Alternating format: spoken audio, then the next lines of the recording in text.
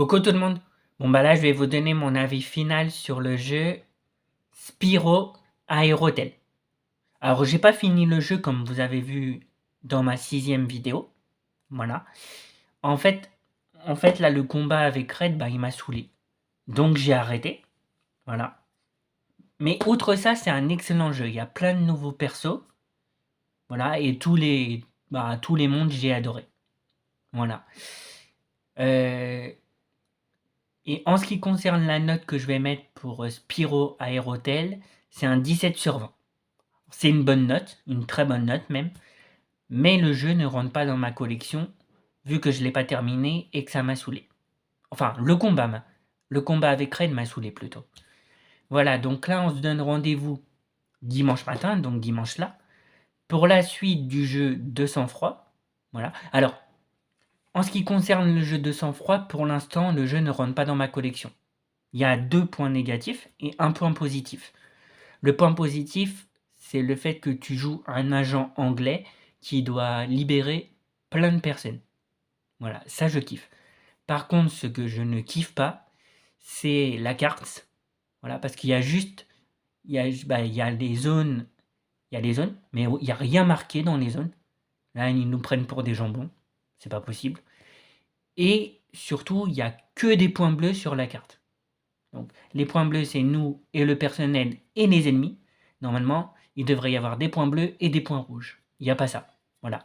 Et le deuxième gros point négatif avec la carte, c'est le fait que, alors quand tu commences la mission, tu as une arme, un pistolet 9 mm, 2 chargeurs et une trousse de soins. Mais tu as tout ça, tout le jeu. Ça veut dire que tu peux trouver des cordes, des batteries, des goupilles, des balles de test, des fusibles aussi, mais des armes, des balles et des trousses de soins, non.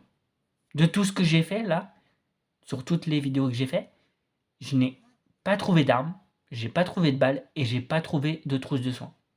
Donc ça, c'est 2 gros points positifs. Excusez-moi. C'est 2 gros points négatifs qui me dérangent vraiment. Voilà. On verra si dans la deuxième mission, ça change ou pas. Voilà. Parce que je vais pas recommencer à chaque fois 3 fois, hein, j'avoue. Donc pour l'instant, la note que je pourrais mettre au jeu, c'est un 12 ou un 13. Pour qu'un jeu rentre dans ma collection, il faut qu'il ait 14. Là, il n'aura pas 14. Je préfère être honnête, il n'aura pas 14 sûrement. Voilà. Donc là, on se donne rendez-vous lundi pour ma 20e vidéo de ça rentre dans ma collection. Donc il y aura 3 jeux rétro sur la GameCube et 3 jeux sur la Wii qui rentrent dans ma collection, donc 6 jeux.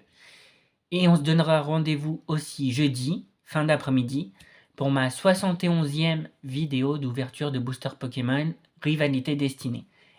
Par contre, j'ouvrirai pas au mois de novembre 120 boosters Pokémon Rivalité Destinée. J'en ouvrirai 100 tout rond.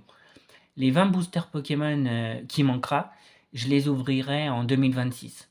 D'ailleurs, je pense qu'en 2026, à partir de janvier, j'ouvrirai 5 boosters Pokémon, donc 15 en tout, un jour par semaine, comme je faisais. Comme ça, vous ne serez pas obligé d'attendre longtemps pour les prochaines vidéos. Voilà. Donc, j'ai oublié un truc. Voilà. Et en ce qui concerne... Alors, c'est décidé, hein. Vous aurez le test d'un jeu rétro le samedi matin, très tôt, et le dimanche matin, très tôt aussi. Et le prochain jeu que je ferai sur la GameCube, du coup, ça sera le jeu 007 Nightfare. Ce jeu-là. Voilà. Ce jeu-là. Voilà. Donc, rendez-vous dimanche matin pour la suite du jeu de sang-froid.